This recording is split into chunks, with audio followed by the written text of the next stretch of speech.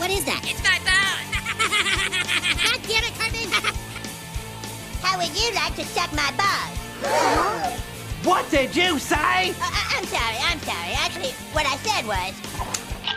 How would you like to suck my balls, Mr. Garrison? Holy shit, dude. Ladies and gentlemen, welcome back. That's right. We're back on video for another edition.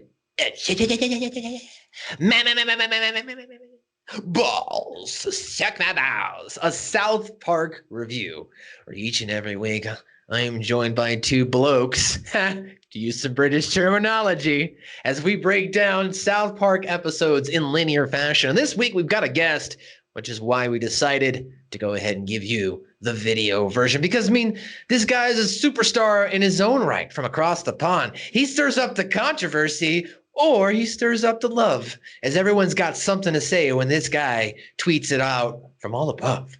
So kicking it off first with our guest, all the way from across the pond. It's nighttime there for him, boys, as our morning's just getting started. And he is a British person, Mr. Joe Atherton. Hello, I am a British person. He is a British person. Thank you for joining us, sir. We appreciate you having you here. Absolutely no problem. Absolute honor and privilege, gentlemen. Yeah, well, appreciate it. Now, of course, Joe said something in the Discord to me a couple months ago. He was like, how could you not give me a shout out when you were doing the Timmy episode? And I just want to apologize, Joe, to your face. I just didn't want to be cliche and be like, oh, in that regard, be like, oh, Joe's in a wheelchair. Joe, wheelchair. Well, but, I am living a lie. But I figured I'd be the cliche for the British thing because, that's the American thing to do over here. Others, we make fun of other cultures or we disagree with other cultures, and then we talk about them in a satire type of way. I'm sure you could give us more insight in a broader comedy spectrum if that's what's done over in the UK. But tell us, as we like to ask every guest, what got you into South Park? It's almost weird to think that South Park's like 20 odd years old now. I just remember watching it as a kid and thinking, this is not like any other animation I've ever seen before, because at the time it wasn't. I suppose at the time, the only thing you could compare it to was probably Beavis and Butthead on MTV, back when MTV used to play music. But it was just... It just stood out from the crowd, and with me being like in my late teens when it was on, the crass toilet humor really appealed to my sensibilities. And yeah, I think since its humble beginnings, it's really evolved into some really great biting satire on today's society. Sorry if that went a little bit too deep. No, that was great. Awesome. That was a great start. That was a great start here, and now how are we going to top that? Yeah, well, we're going to top that. It's a great segue as well, because I was going to say I wanted to kind of kick off with a question first before, of course, introducing my co-host. First off, this guy is obviously, as you can see here on video, choking up a big fat rip, as he likes to get ripped each and every morning when he hits those dumbbells. He's jacked, he's stacked, and he's ready to give you a South Park attack. Ladies and gentlemen,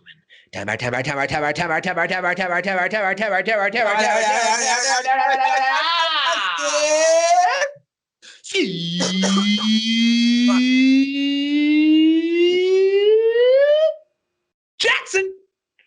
What is going on today, my fellow brother? I know I was gonna delay for a little. I was gonna say, Scoop, you're a great commodity here on the podcast. We're always happy to have you here. We love you. And he's sporting some nice fresh threads from our sponsors, the BakedBoysClub.com. Anyway, we'll plug it here throughout the podcast. But Scoop, welcome back to your show. How you doing, buddy? Doing pretty good. How about you guys? I'm excited to talk to you. Not so much excited to break down this episode, as I realized as I was watching it the first time, I'm going to have to watch it again to put the clips in. So that's going to be fun. Yeah, I know. But also coming from just down the road from me, I think you're only like 9 miles away. Yeah. He lives in the gangster side of Colorado. The gangster side. Westminster! Throw him up if you see him. Dirty, dirty, dirty, dirty Joe. Vernola! West Side? And there's like a bunch of people. Well, maybe anyone listening to this from the Colorado area right now, and I know there are quite a bit, are like, Westminster's not gangster at all. I know, that's why it's funny. I know, and like Westminster, right? And it's like east of town, so like I don't even know how it's Westminster when it's east. I don't know. It's because like when they made the map, they were looking at it the other way.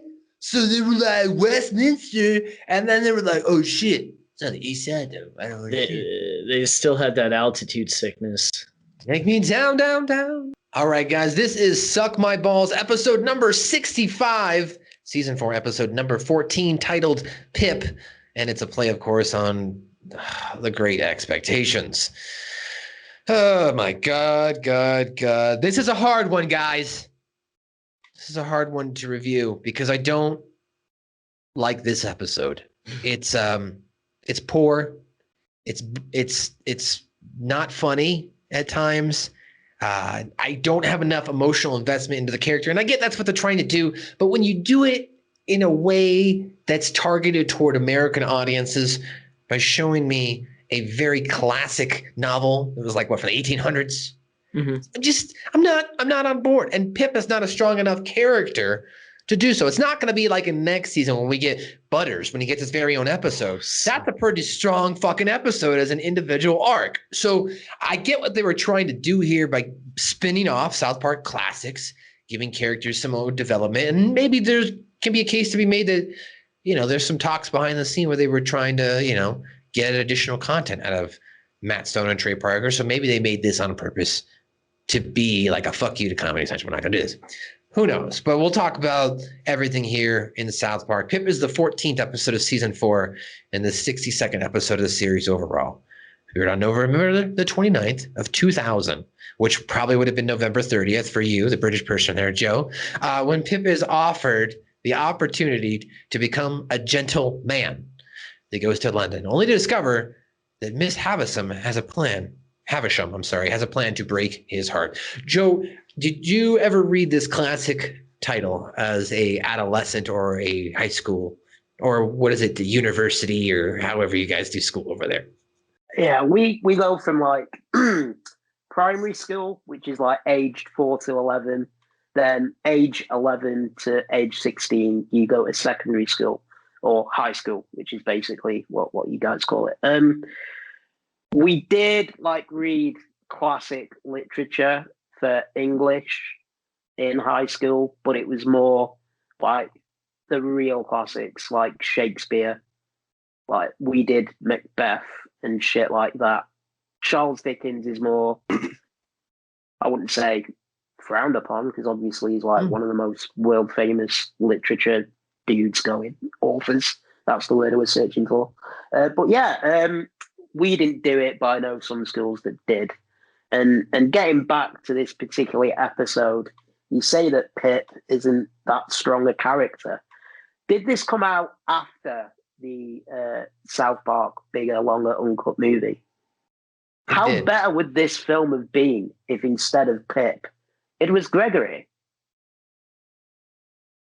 from Yardale? Yeah, it should have been Gregory from Yardale. You're right. Why wasn't it fucking Gregory from Yardale? That would have made more sense to me. They totally killed off Gregory. Fuck Gregory in the ass or right in the ear, as Wendy says at the end of the movie. But still, why did they ditch Gregory? That's a good point. That's a good point, Joe. As far as from your side of culture, being in England, the British culture, if you will, is a guy like Charles Dickens, is there a lot of pride in these types of different English literature that's become such a worldwide phenomenon? I suppose.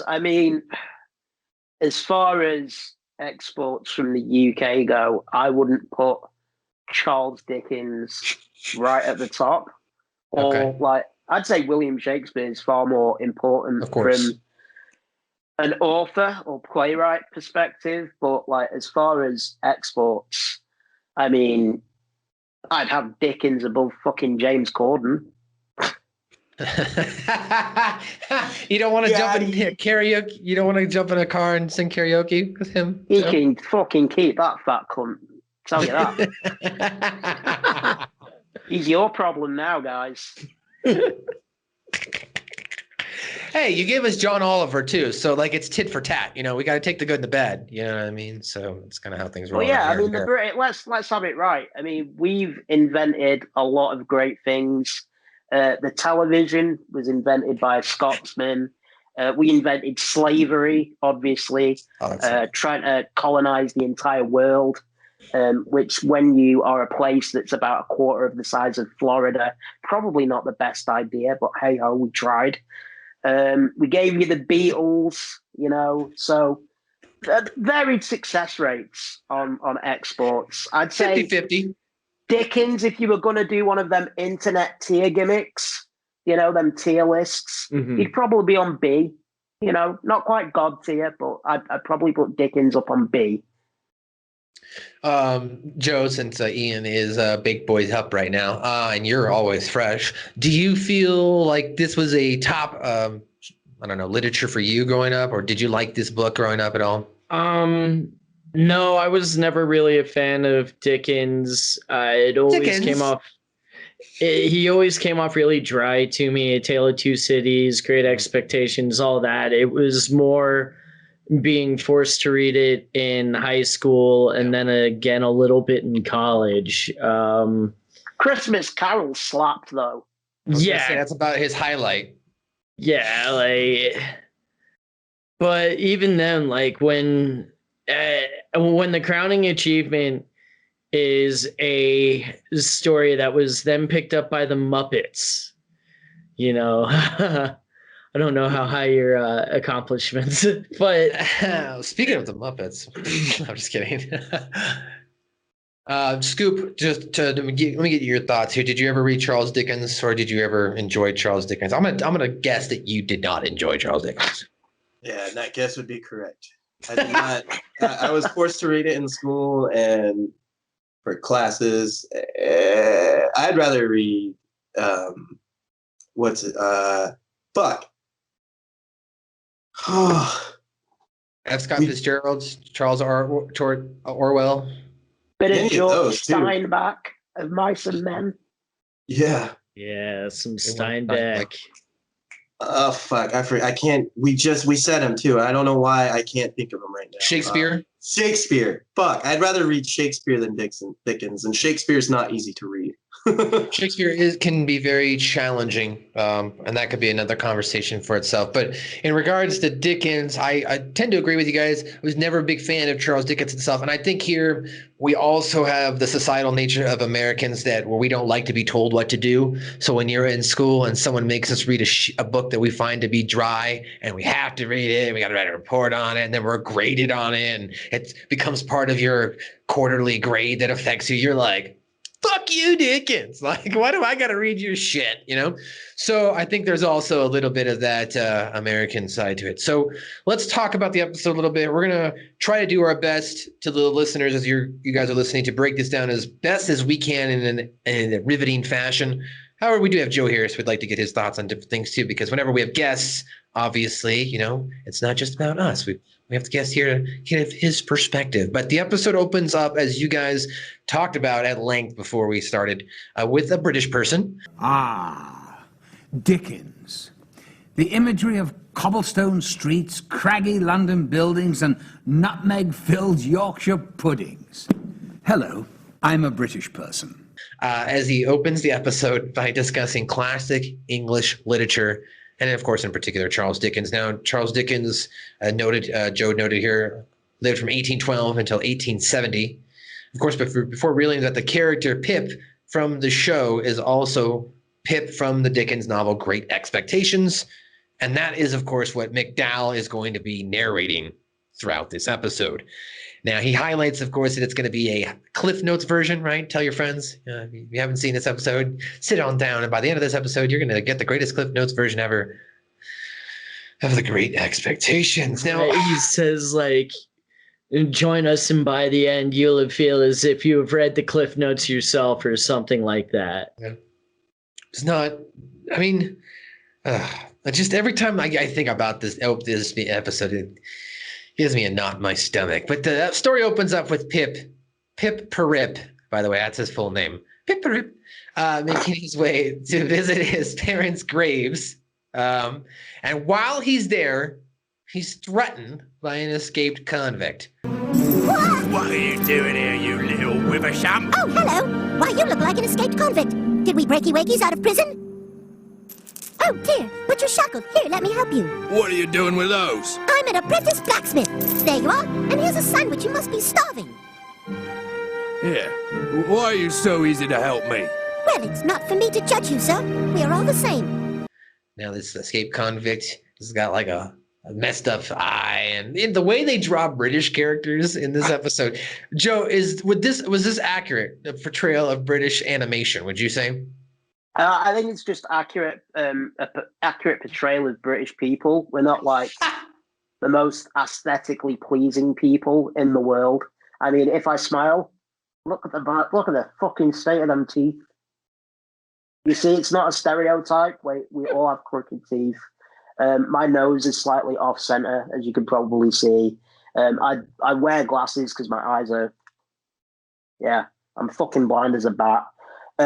British people are not the best looking people. Obviously, you have your exceptions to the rule, like David Beckham, the handsome bastard. But apart from that, as a race, we're not the most attractive. So I think what Matt and Trey are trying to portray there is a accurate representation of our hideousness.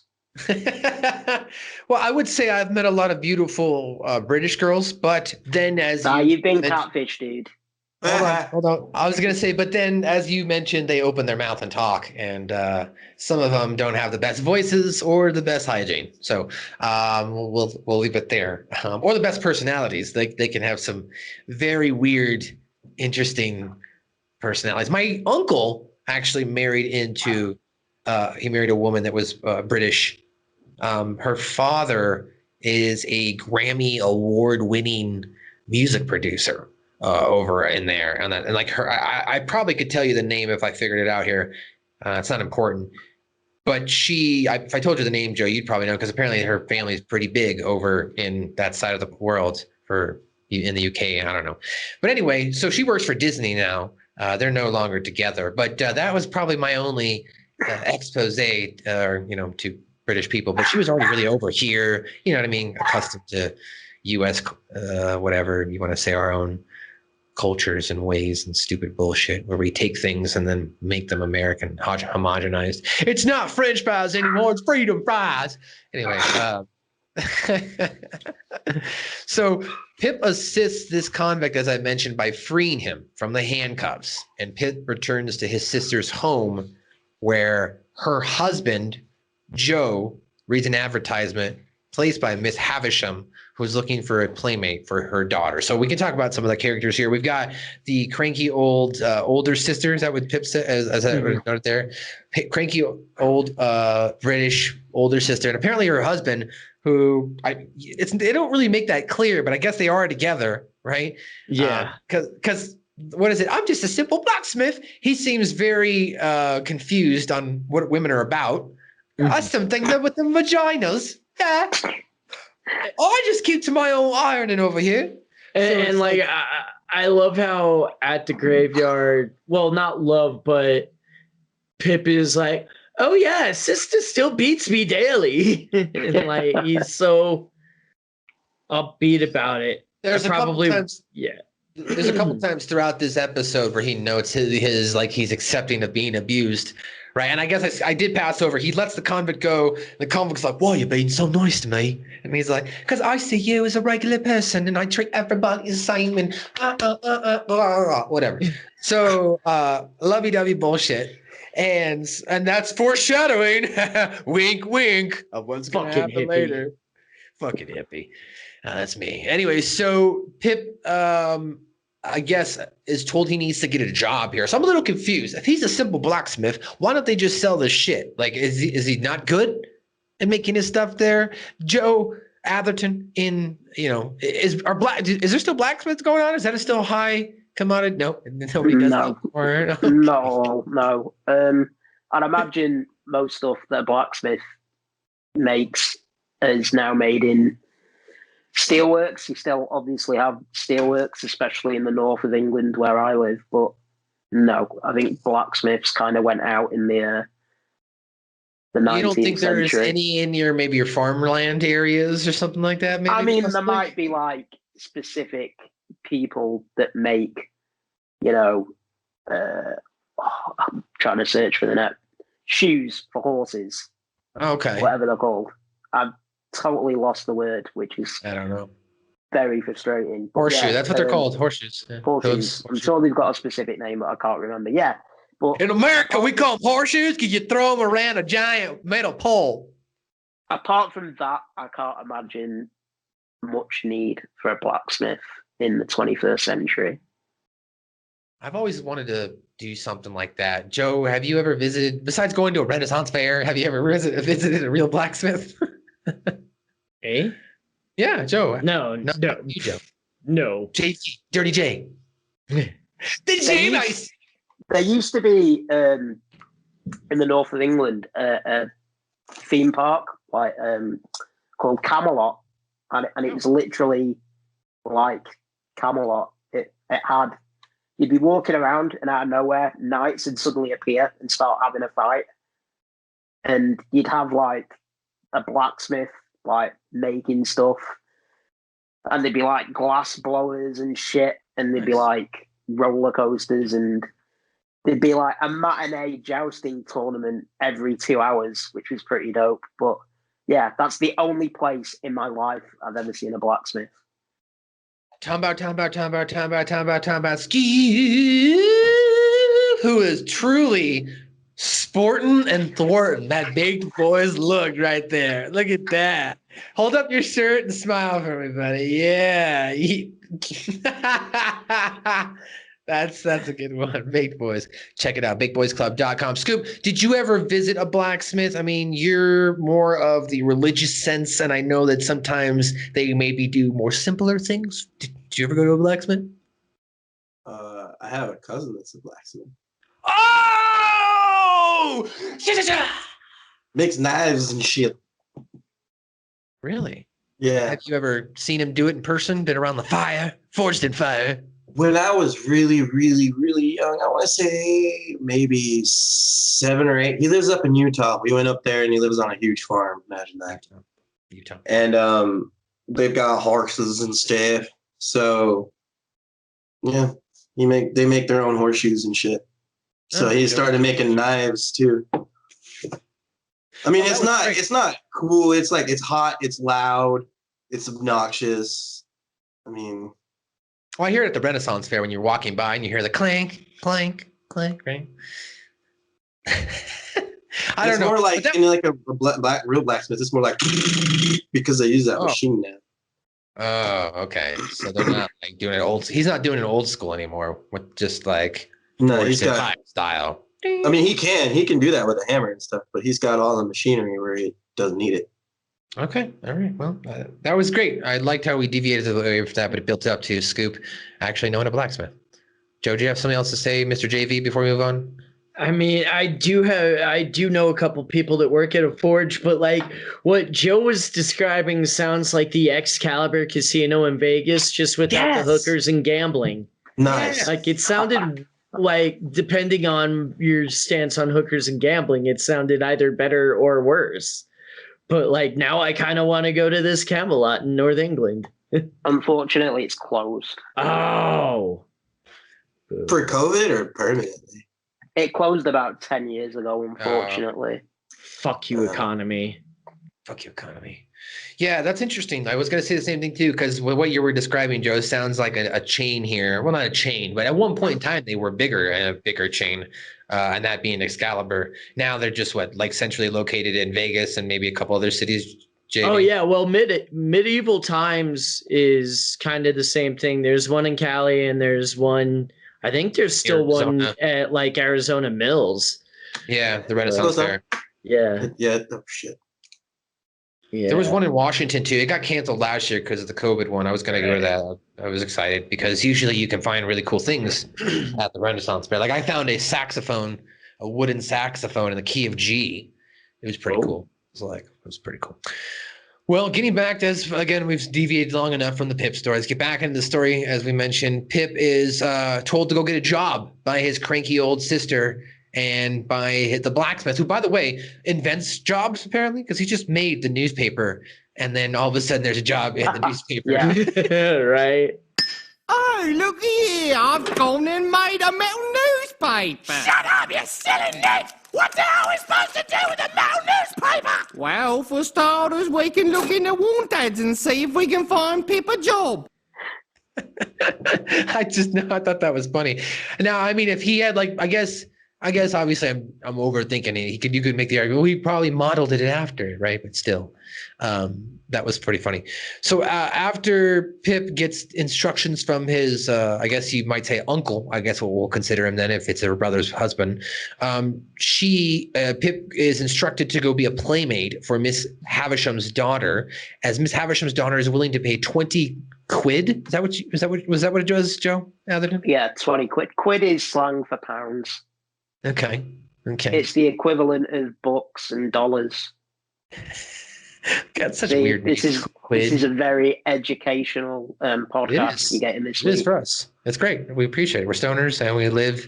We're white guy stoners in America. I mean, this is excellent. $20 a day back then was fucking raking it in. Like, yeah, I'd imagine back in the 1800s, it'd probably be like 250, 300, something like that. Yeah, he's basically a hooker. She is rich, so yeah, that's true. That's true. I can kind of relate because she's not gone out because she got her heart broken and she doesn't go out anymore. And because of COVID, I've not gone out in nearly a year, and I've got a safe to the right of me with nearly $3,000 in saved from not going out. So totally relatable. By the way, don't even try. I might go to that place in Vegas you were on about before with that money. Yeah. Vegas is opening back up in May. Pretty much the casinos. Joe, do I have a sales opportunity for you? No,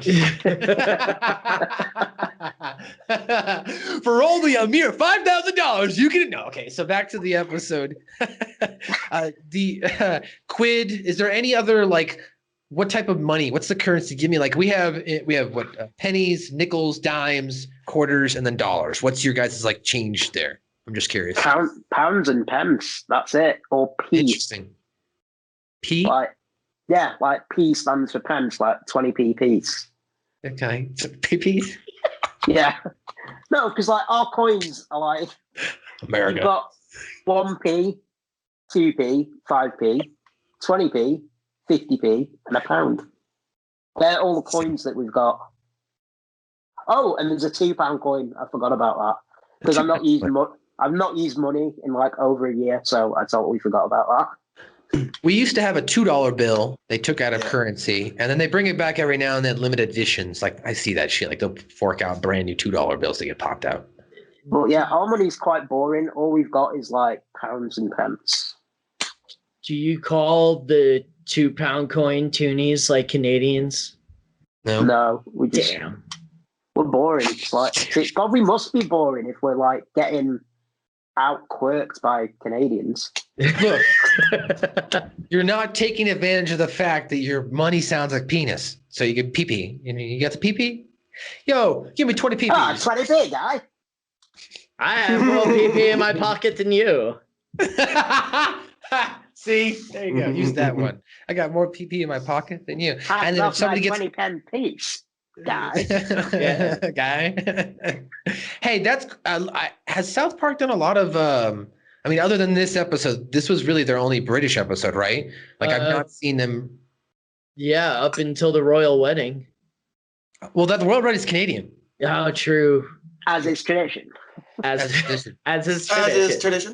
So yeah, this is Yeah, they're they do the Canadian, British. but This is really the only time they do British. So, and it's interesting, and they didn't really depict them in like a mannerism in which they do Canadians. They, they stayed pretty true and nice to them. Even though Mr. Athers admits that that they may not look the best looking.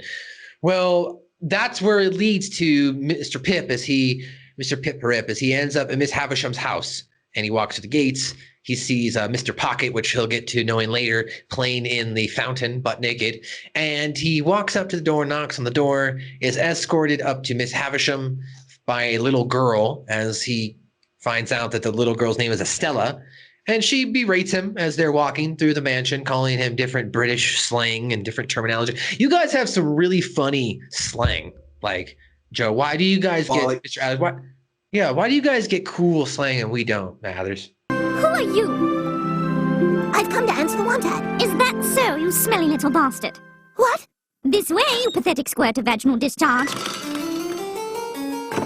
This way, you beef-witted, shriveled-up monkey's penis.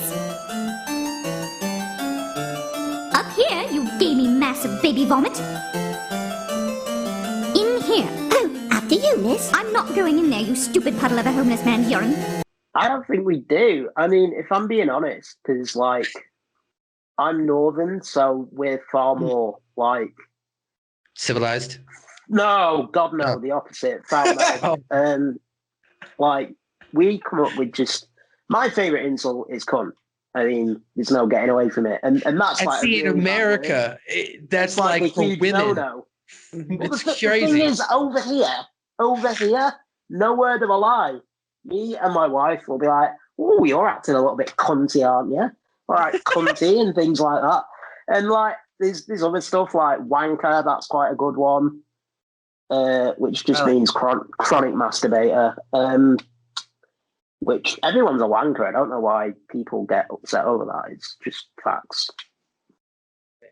Yeah, I find it interesting that you guys like are just so, I don't know, you guys don't care about the actual word, like, because as you're saying, they're women here. Because guys don't care. We'll say the word cunt. That doesn't bother us. It's more or less we don't say it around women, or people that we respect, or people we respect, if you will, out of their, I guess, I know, emotional attachment to the word. Yeah, I mean, I'm not emotionally attached to any word in general, but even so much so, it's weird that one word now, even in 2021, still seems to hit a nerve. You know what I mean? Yeah. At least I mean, it is bad over here, but I think it's like the younger you are, the less of a big deal it is.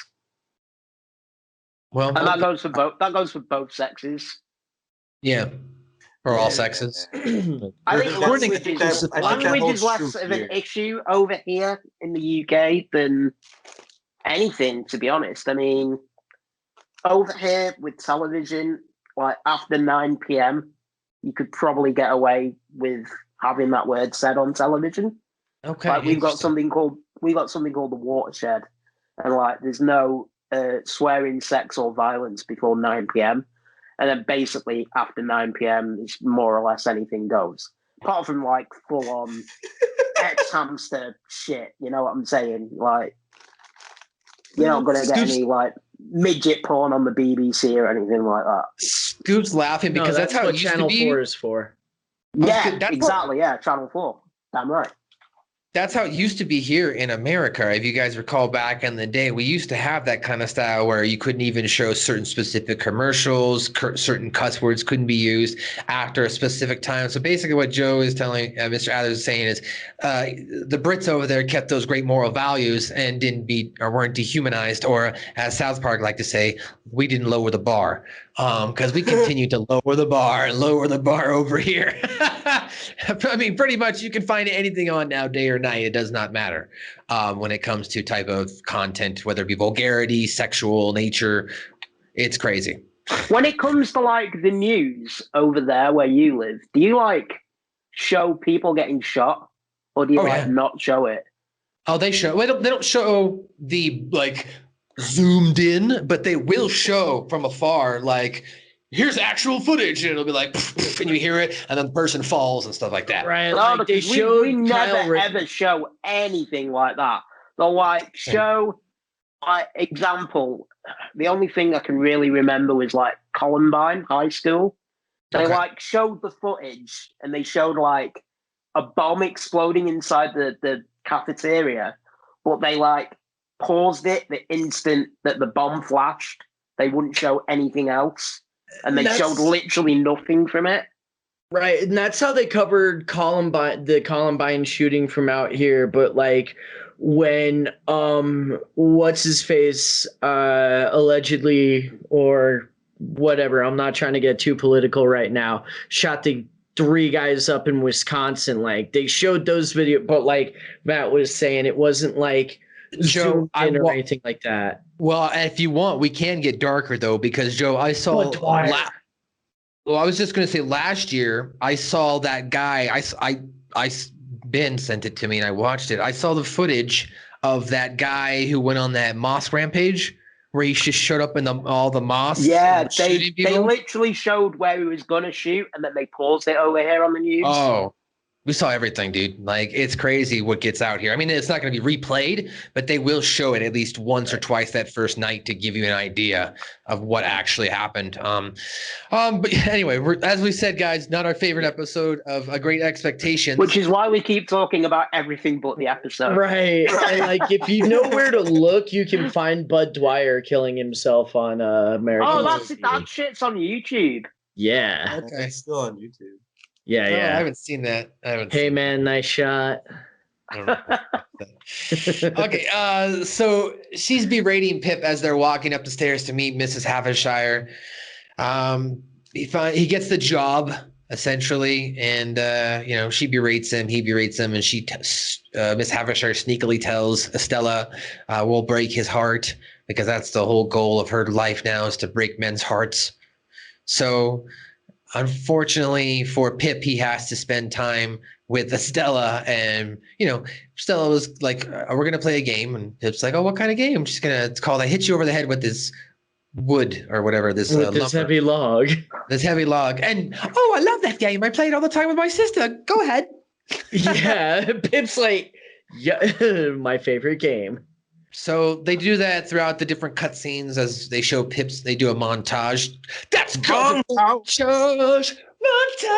Even rocking at a montage. Last week's episode. Shout out to one of my favorite cover artists right now, Andrew Soto, who covered that song. It was our outro song, and he's also covered other songs on his YouTube. So go check him out. Yo, what's up, guys? Check out our fancy dancy stonerific threads here that we picked up from thebakedboysclub.com, our brand new sponsor. We're sporting them. Joe over there is always fresh looking. I mean, Joe, how fresh is that shirt? It's fresh. It's fresh. And then you got Tom Bout Scoop here, Ian. I mean, he's looking pretty saucy, or as they like to call it, the Versaucy t-shirt. Yeah. I mean, look at this guy. He's just a sexy beast with that t-shirt.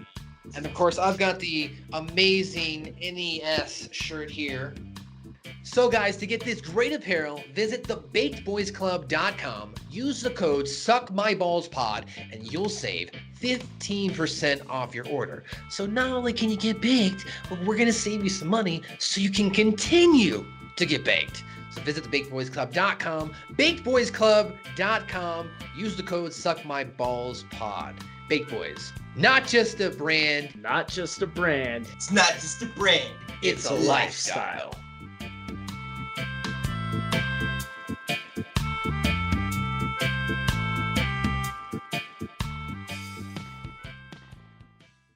Yeah, so they did a little bit of montage with here, Pip spending time with Estella. And then eventually, a couple weeks into it, he gets an offer, or I guess not a couple weeks into it, but the passage of time, he gets an offer to be trained to be a gentleman, Mr. Athers. Is this still very popular as far as etiquette? Do people heavily rely on being a gentleman? I mean, under the crown of the queen. No. Okay. Nobody gives a fuck about that kind of shit. All of this stuff is very upper class, and as you can probably tell from my accent, I am not from down south. I'm not from near London. It's very much a thing of the past. Although I can imagine being back in the 1800s when this episode is set, everything was kind of based off social classes in this country, and the only way you could kind of work your way up from where Pip was back then was to kind of fake it to make it, so to speak. Try and get that aura of having a higher class than he was actually born with, if we're actually taking this episode seriously. I can't believe I'm taking this episode seriously. Yeah, you got to do it. Look, what do you, I'm just curious from a media perspective, since I was thinking about it. You know, here in the United States, obviously, and I can't speak for how the rest of the world sees us because I'm not well versed in that nature, but from a media perspective, do you feel like American media dominates most of your media, or do you guys have a very thriving entertainment industry itself? I think from the outside looking in, it's very easy to see. And if I was American, I would probably think that as far as media goes worldwide, that America was probably the world leader. Whereas in fact, it's actually India. Bollywood is huger in terms of sales and pure numbers than Hollywood. Purely Beijing's jumping up too. They have a population of over 1 billion people. So going just off the numbers, you know, doesn't matter about quality. America might make better films. Well, kind of depends. Well, let me narrow down the question. Do you guys have big media celebrities in the UK, I guess is what maybe Americans don't even know about, really, let's say?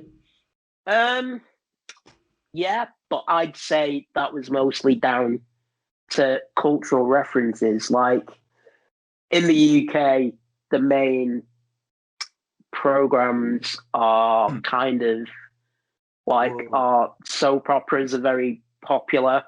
Like if I said Coronation Street or EastEnders to you, it probably wouldn't mean much. But they're like two of Downtown the biggest. Abbey? I don't know.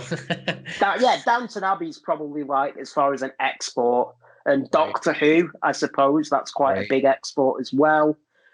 I'm trying to think of like global brands from the X Factor and like The Voice and shit like that, I suppose. You can blame us for that kind of shit.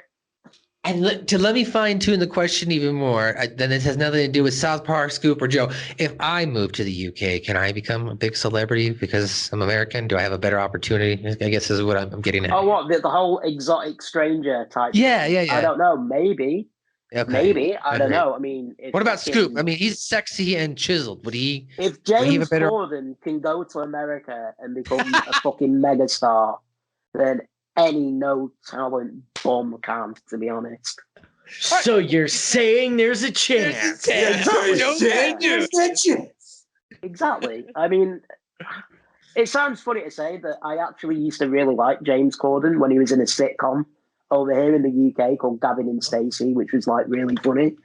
But then he's just disappeared up his own arse. And I'm glad he's your problem and not ours. I mean, from a financial standpoint, I would have to.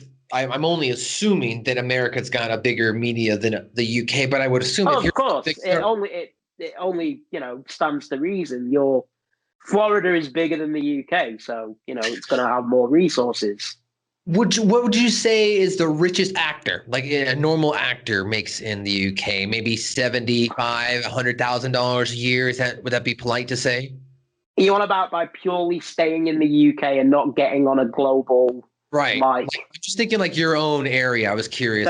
Staying in the UK, because obviously you've got people like Dame Judi Dench, Patrick Stewart, Daniel Day-Lewis. They've all done, quite well for themselves. But Idris.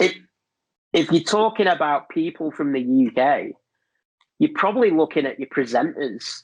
Okay. They probably make the most money. There's a double act over here in the UK called Ant and Dec, and they literally present fucking everything. Like Ant and Dec's Saturday Night Takeaway, which is like a light entertainment Saturday night program. They present our version of Survivor, which is called I'm a Celebrity, Get Me Out of Here. Yeah, they like present loads of really shit programs, but they absolutely rake it in. Yeah, presenters seem to be the way to go these days, especially with Netflix stuff. I've been watching that show Blown Out. You were talking about glass floors earlier, and I've been addicted to that. But Pip, Got addicted to Fortune Fire. nice. Fucking these shows get addicting you watching it. And then there's that one, the British show where it's the shop and they fix shit and they they people will bring in like heirlooms that have been broken and stuff, and it's a bunch of British like a and Welsh restoration people. show. Okay. Yeah, I forget what it's called though, but it's so I got so addicted to it. Dude, I get so addicted to watching just YouTube videos of like this guy called Odd Tinkering, where I think he's got to be Indian, because that's what his accent sounds like, and he just like finds old consoles and electronics and fixes up, cleans them, makes them all sparkly. It's great. Well, speaking of being fixed up, making them all sparkly and trying to be looking great, Pip goes off to gentleman's school as he gets a anonymous donation. Wink, wink, from someone in the episode, and is sent off to gentleman's school. And who does he get a roommate with? It's Mr. Pocket himself.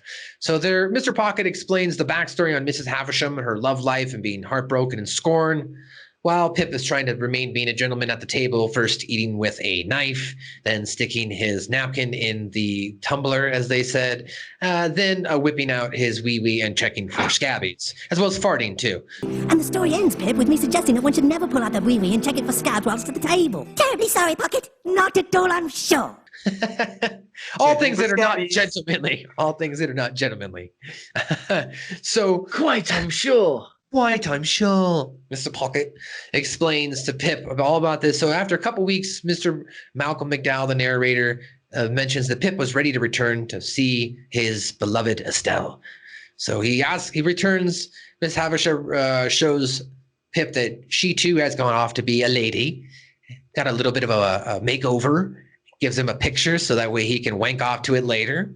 And he decides that he's going to go off to the ball to try and win his love.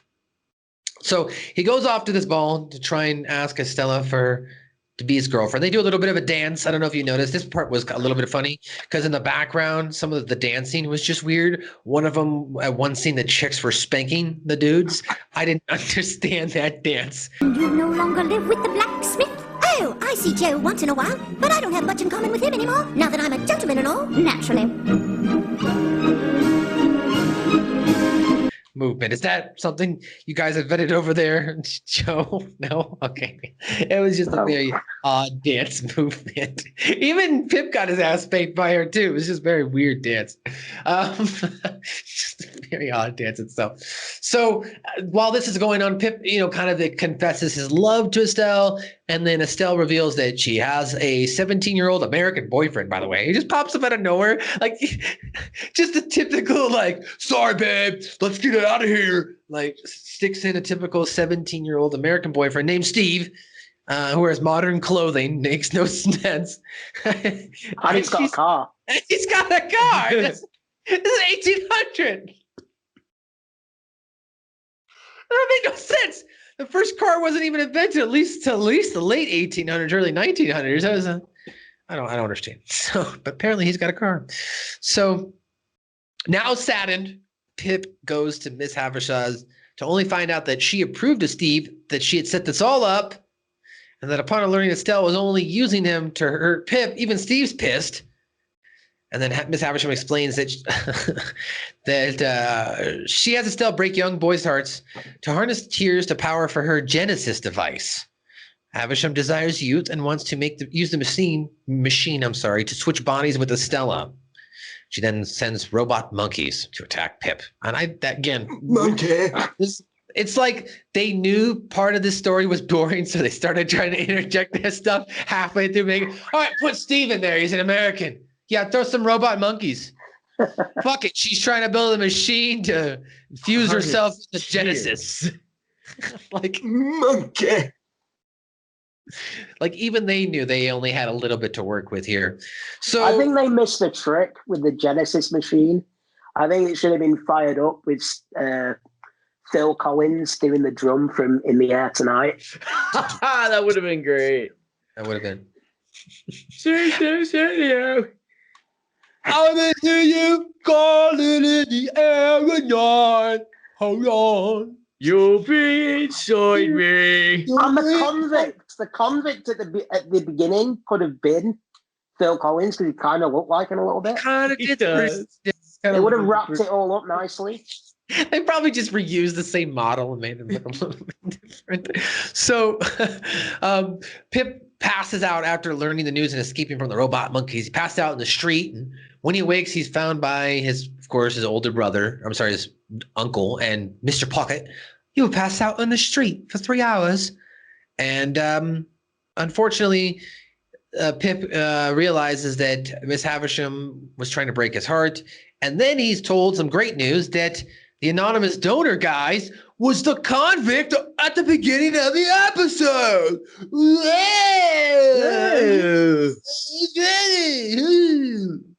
So anyway, he was the one who made the anonymous donation and set Pip off to make a gentleman who eventually will inherit some land. He explained to Pip the reason why he did that was Pip treated him as an equal when no one else would, and because of that, when he became rich, he was now apparently became rich really quick, about 15 minutes, and now he is going to fund Pip for the rest of his life. Pip's got a sugar daddy. Where's my sugar daddy? So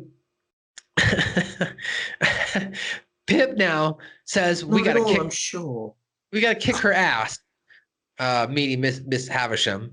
So they go to Miss Havisham's house, back to her house, and she's all set up now with the Genesis, with a bunch of boys all hanging upside down who used to be Estella's boyfriend. And unfortunately for the boys, they just have given up. They're no matter what Mr. Pocket does to try and make them laugh, he can't prevent them from crying. And the whole unit is powered by tears. So unfortunately, it starts up. But while this is going on, Pip is trying to explain to Estella that you do have a heart, that you can be convinced that, that you can be a good person. And he does this by giving her bunnies. Where does he get all of these fucking bunnies from? Too? Mr. Pocket. He explains Pocket, that. Yeah. He explains that.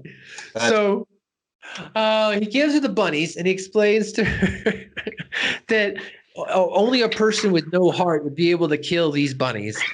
And she starts killing And she bunnies. Does. She kills these bunnies one by one by one, a total of 25 times. And so on the 26th time, she finally goes, I'm tired of doing this. And Pip's like, oh, see, you do have a heart. Oh, I mean, maybe I could do it. No. You said you have a heart. Come with me. Let's go.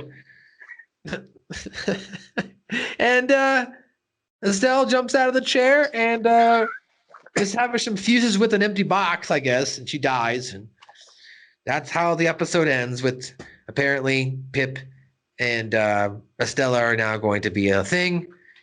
And Pocket asks for his bunnies back. Never gets his bunnies back. And they end up the episode with Malcolm McDowell declaring that everyone lived happily ever after except for Pocket, who died of hepatitis B. So that was the episode recap there. A little bit long-winded, of course, for us normally to get through that. But as we mentioned, this episode sucked. I hate it. Sucks. I hate this episode. It's a dumb episode. God.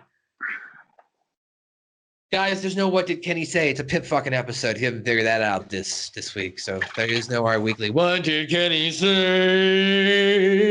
Sorry, I haven't got to do it in a while. So Right? It's been like 3 weeks. I know. Fuck. Kenny hasn't getting a lot of episodes. Athers is some bullshit. Not getting Fucking nothing. disgrace.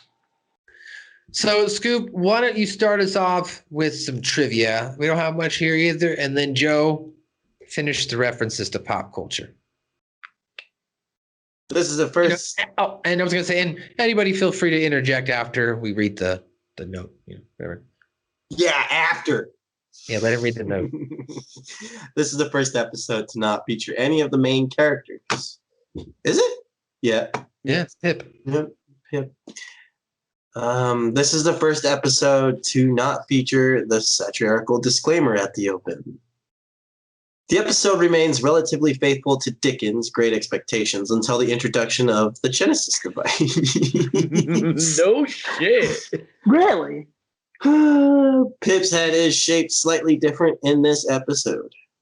This episode is often considered to be one of the least popular episodes in the series, and Stone and Parker have admitted that they do not think highly of this episode either, ranking in their own bottom 53 episodes. I'm trying to see what 52 they think are worse than this, that it's in their bottom 53. That's a very specific number. Sexual harassment. I know they didn't like that episode. Yeah. But the reason why they're saying they're bottom 53 is they're not a big fan of the first 3 seasons. So right there is a lot of your bulk. They've gone back. They've gone back and said if they could rewrite it, they wouldn't remove the first 3. They didn't feel like they started hitting their stride till this season, because that's when this season started the full actual linear story rather than having 3 separate stories. Yeah. So, but continue on their last thing there, Scoop. It is theorized that this episode was made to give Pip his send-off, as Butters had recently been introduced. Fuck you, Pip. Goodbye. Hit the road, Pip. References to pop culture when Pocket says, I also may point out that it's not proper to pull out your wee-wee and check it for scabs at the dinner table. This is a reference to the DVDA song, I've Got Warts on My Dick. I've got warts! Oh, my dick! It's such a good song. One of the blacksmith's creations, one of Joe's creations in the open of the episode, is a metal orange, which is a nod to Malcolm McDowell, who first gained fame in Stanley Kubrick's A Clockwork Orange. Malcolm McDowell also reflects on the film and his character Alex DeLarge when he describes himself as your humble narrator with a terrible, mine was a terrible Cockney accent. His is actually pretty decent. Your humble narrator. And then Tony Blair is called the King of England. Yeah, it was at a ball held by Tony Blair, the King of England. And Blair, of course, was the Prime Minister of England when the episode was made. Before we go on, I have a question. Was Tony Blair an excellent Prime Minister of England, Mr. Athers? Better than the dollar store Trump fuzzy head cunt that we've got now. Oh, the Donald Trump equivalent? Yeah. Johnson is fucking useless. I mean, the one of the first things he did when we were having daily corona briefings was oh yes, sir, I don't think it's anything to worry about. I've been in hospitals today. I've been shaking hands with people who have coronavirus. And 3 weeks later, he ended up in ICU with coronavirus. Our fucking leader. His name is Boris, though. That's so cool. Boris, hey, anyway. You know what, as well? He was fucking born in America. Oh, my God. Really? It's all your fucking fault. You can do that? I can go over to your country and run it? You can do a better job than this guy. My arm is breaking out in hives. Oh, man. This Pip episode's not good. No. Hepatitis B. Oh, shit. Yeah, it's definitely hepatitis B. Yeah. Hepatitis B. I mean, if it were hepatitis C, it would kill everything else in the body, but that's a different Did you work out and then not take a shower? No, but I don't know. I was just thinking maybe sweat. Yeah, it is Boris hotter over there. Johnson was born in the Upper East Side of New York. Oh, God. What the fuck? See, then I could totally be the Prime Minister of the UK. That being said, I have one more question, and this has nothing to do with any episode of South Park, but I have to feel like I ask you now. Is there anybody over there named Meister Burger? I haven't met him yet, but there could be. You never know. There are some strange name people. The one thing I will say is before, I just wanted to lay this to rest before I go on my merry way. There is no such thing as a British accent. It is either an English accent a Scottish accent or a Welsh accent or Northern Irish. British accents, you've got your typical either posh London accent, which is kind of like Pockets or Miss Havisham's. Your like uneducated Southern accent, which is very much like Joe the Blacksmith's. Scottish, you only have to look as far as like Drew McIntyre from WWE or Shrek as your point of references. Welsh is a little bit harder because, like, I don't know many famous Welsh people. There's Catherine Zeta-Jones, I suppose, is the only famous like Welsh person you might know. Whatever. She's pretty much American now. A lot of people get mixed up with like Northern Ireland and the Republic of Ireland. Northern Ireland is the one that's counted as British. The Republic of Ireland is very much their own place.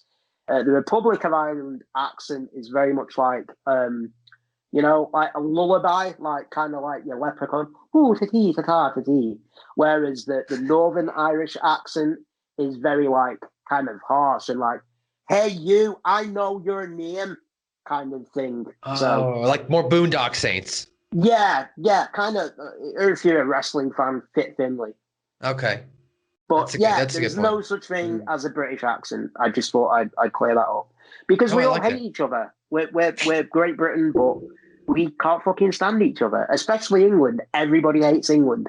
As much as like the Scots might hate the Welsh, and the Welsh might hate the Northern Irish, they are all unified in their hatred towards England because we are the absolute fucking dirt worst.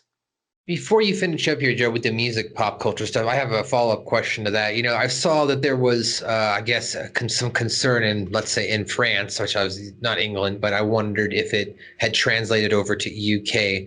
And that being, there's been a lot of homogenized American culture society that has been infected into that part of the world, that our Western mentality, whether it be politics or religion. Have you seen more of an influx of that in your part of the maybe geographical location over the years? I can't really say much because most of the media that I consume is kind of from that side of the world. Okay. I mean, obviously, I've got my favorite British stuff that I enjoy watching. As far as British films, I think that on the quiet, we've got a very good film industry.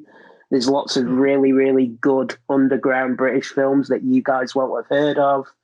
There's an actor / director called, his name bloody escapes me now. I watched 2 of his films the other day. Paddy Considine.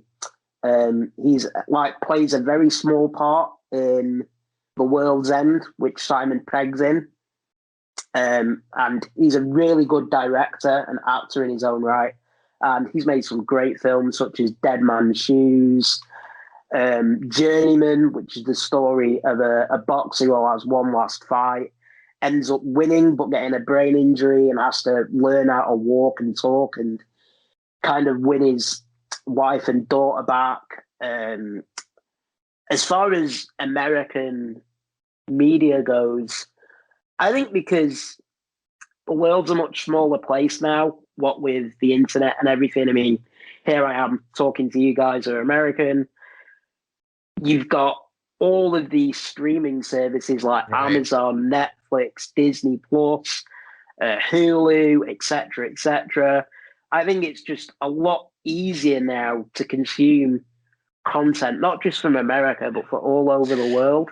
I guess my question, because I mean, America, we're so literal. We take so many things literal over here, where a lot of things, whether it be from a media standpoint, end up being injected into our day-to-day lives, whether that be on reality via phone or just having normal conversations, right?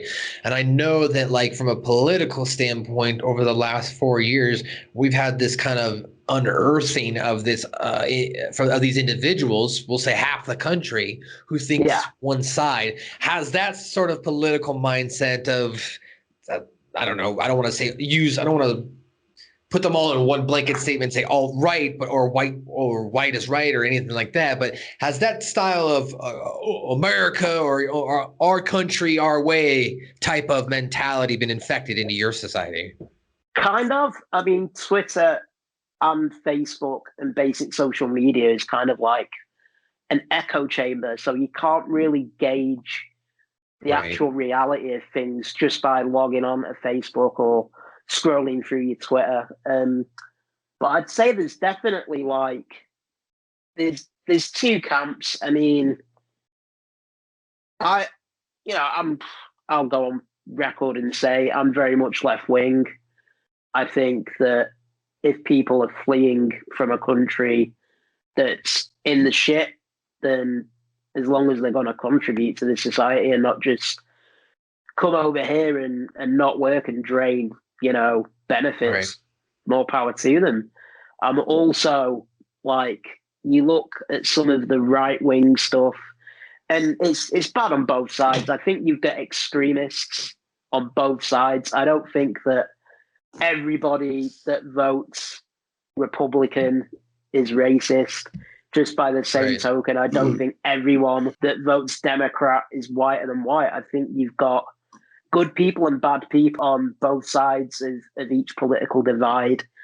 I think that the media is, very easily swaying people's, beliefs in both sides. Right. I personally think that like people are going to vote for who they feel are going to help them out the most.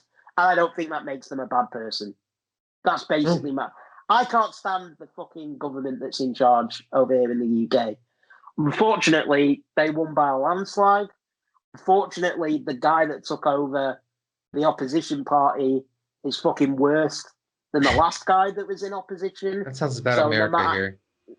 So no matter how bad the fucking Boris Johnson and their mob are, we've got no chance of getting the opposition in party because they're basically kissing Boris Johnson's ass during this whole pandemic and not holding him to account. So yeah, I know that I've kind of gone round in a fucking circle there on your question, but no, I think that to put things bluntly, social media is a fucking echo chamber, and it does not reflect the actual feelings of the majority of people. Hence, when you look at who got voted in. Right. No, I agree. On both sides of the pond, not just over here in the UK. It's almost like you guys are going through the Trump syndrome that we had to go through. So it's very interesting. But Joe, finish up the references to pop culture with some music here. Talk about that music. At the beginning and end of the episode, Spring from Vivaldi's Four Seasons plays, which is also kind of a tongue-in-cheek rip on Masterpiece Theater. Which, if anyone is familiar with public television and all that fun crap. When Pip first enters the Havisham estate, Bach's Invention No. 2 in D minor is playing. And as Pip waltzes with Estella, Dance of the Clogs from the opera Czar und Zimmermann, or The Czar and the Carpenter, and Strauss's Ahnen Polka are played. All right. Well, there's your references to pop culture, your trivia, and your full recap. Just to wrap up this episode here, we got a couple things left here. Just our top likes and dislikes. And guys, there is not much. So, Joe, go ahead and tell us your top likes. It's kind of sick, but the cracking sound and the squeals the baby bunnies make when Estella breaks their necks. I think that's the only thing I have listed here that is a like that isn't something that one of the three of us doesn't hit on. Yeah, or isn't just a complaint. Of course, I liked, I'm a British person. That was good. Yeah, I think we all like that. I mean, yeah. We all, of course, Joe put down here that we got through the episode and literally everything before and after this will be better in the series. I don't disagree. The only other one that I really don't like besides this episode, I like it'll be a while, is Stanley's Cup, the hockey episode. Not a big fan of that episode. Oh, I love that episode. Not a big fan of that episode. So that's probably about the next one where I go, I don't really like this episode. But that's a while away. That's a ways away. That's season 10. Yeah. So the last thing here you already mentioned, it's kind of sickening, and we already said Malcolm McDowell, and of course when it ended, and then the only dislike is the whole episode. So that's our only dislike. Joe, did you have any top moments you like? We'll let you talk now. Yeah, the bit where Malcolm McDowell's reading what Pocket taught him to how to become a gentleman. I just like how one of the throwaway lines was to eat box.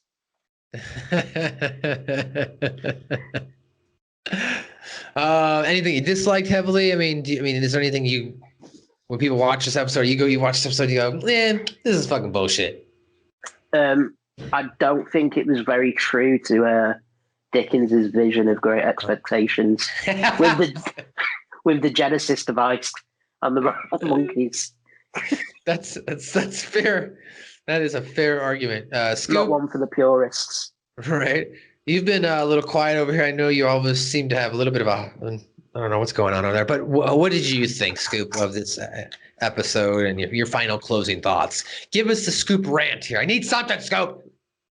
No, this episode was trash. This is one that you gobble up into a little ball and throw it away. If you're on like a whole like watch through, this is one that you skip. This is one that I would definitely tell you it's one that you skip. It pertains to nothing. It's basically Pip getting thrown off the show because we don't see him after this, right? Right. There's only for the most part. I mean, he might be in background, and then he gets killed in episode 201, but that's about it. Got Barbara Streisand. Next Streisand. And isn't there? Yeah, never mind. But yeah. And yeah, on the whole skipping thing, you're right. Because if I'm watching on DVDs or I'm watching on a binge or something, the second I see Malcolm McDowell come up, I'll wait for him to say, hello, I'm a British person, and then I skip it. Yep. Hello. I would rather sit through the April Fool's edition Not Without My Anus episode than watch this again. Because at least in the Not Without My Anus that you get craft dinner. That's all about craft dinner. And like I like to sodomize me with my daughters or whatever. That guy's so fucked up, but it's funny. I mean, as long as like you don't remember the whole Not Without My Anus thing, supposed to be who is Cartman's father, Not Without My Anus is actually entertaining. This has like no redeeming quality whatsoever. There is none. There's no redeeming quality other than the fact that it is a Charles Dickens story and you got the basic cliff notes. So I think we would all agree that this is in our bottom five.